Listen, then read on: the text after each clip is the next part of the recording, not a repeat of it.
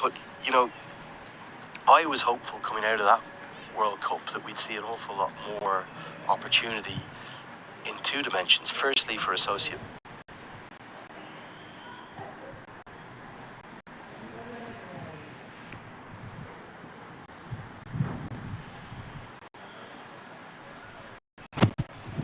The comp despite USA going out in the group stages. So there's been a bit of that, which is great, and many other names that I'm not going to remember off the top of my tired head. But the thing we haven't seen that I thought we might see is a bit more full member v associate cricket. In fact, I don't think there's been any since the World Cup in either white ball format, has there? No, and I think as far as T20s go, I think we're more likely to see that perhaps happen leading into a World Cup, maybe when teams are touring. But it's 6 months on. We haven't seen a single ODI No. or a T20I from a full member playing against an associate side. Yeah. And it goes back to the point that, you know, Ed Joyce said so evocatively back at the 2015 World Cup. How do these sides get better without playing against better players? It's impossible. And that's the biggest thing. This is our favourite league in the world. It's hugely competitive. You can't take your eyes off it. You never know what's going to happen. Canada might chase us down here, and they're all improving in amongst themselves. But the real improvement would come by getting exposure against better players, and that's happening at the main World Cups, but not outside of that. And that's why I thought it was a real shame that COVID kind of cruelled the World Super League, because that is a massive reason why Netherlands improved so much. Huge part of it. And every Dutch player and administrator coach would tell you that. But, you know, there's got to be a bit more pragmatic thinking in terms of the concept of when full members are touring each other, getting to the nearest associate and getting them games which can, in essence, work as warm-up games for the tour, but are very much full internationals. So, you know, the 4 or 5 international sides. This is clipped away into the leg side.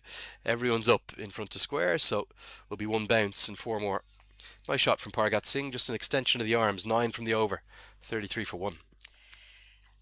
I guess the other thing that you have to think about too, Lenny, that makes it difficult is that with those bilateral series, is we just see that flighted flick. That went a long way up in the air. Is that when those bilaterals are played, though, if full member nations visit somewhere like a Scotland, then it falls on Scotland to generally pay for that. Although when Australia came here, they ended up saying we'll pay for our own accommodation, because normally it all falls onto the associate country and the host board. The host board, yeah. And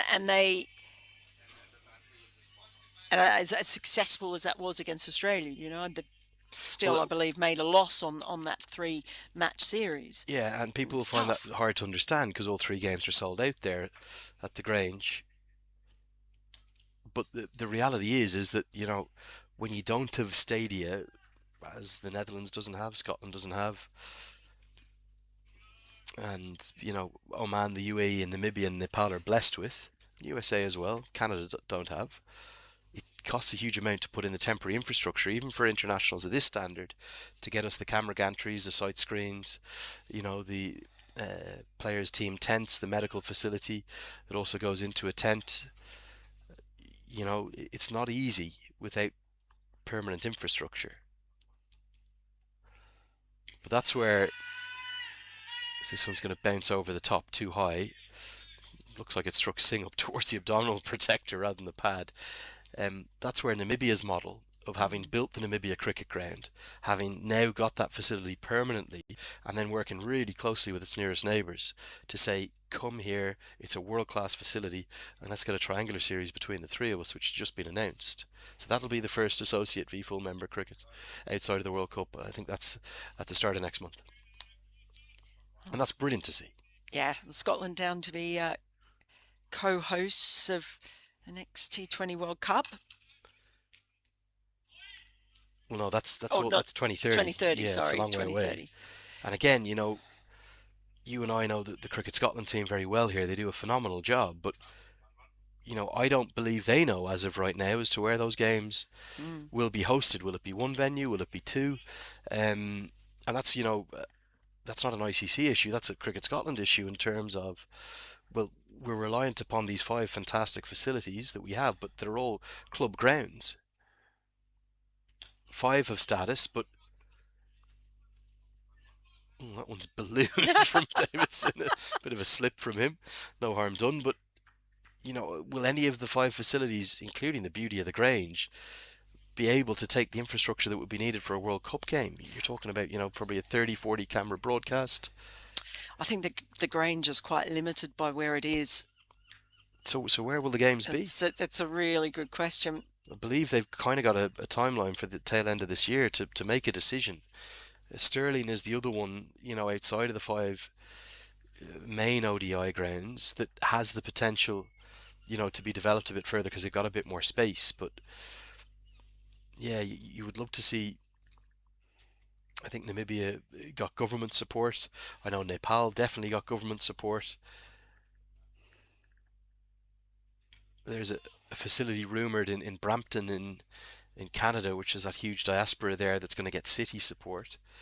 So let's hope that, whether it's Edinburgh or Glasgow or Aberdeen or here in Dundee, that, they can start to get something approaching a permanent home because they do such a good job within Mm. the kind of the infrastructures that they have alongside the clubs who are fantastic hosts. And look, they are really aware of the importance of hosting as well. They had that series against Australia. They turned the Cricket World Cup League 2. They tagged another series onto that. Well bowled, Safi and Sharif. Not full enough to be in the hitting arc and not short enough to cut. Excellent from him, just two off the over. 35 for one. Yeah, that series when Nepal and Netherlands were here last year, and they stayed on, and we all moved over to Glasgow for the T20 series that was on there. And then for the women too, I was up here before the ICC Women's T20 World Cup held in England a couple of months ago, and they hosted Netherlands and Bangladesh before that, Scotland. And again, hosting a tri-series is not cheap, especially in Edinburgh. It must be the most expensive city in the UK for accommodation, more expensive than London too.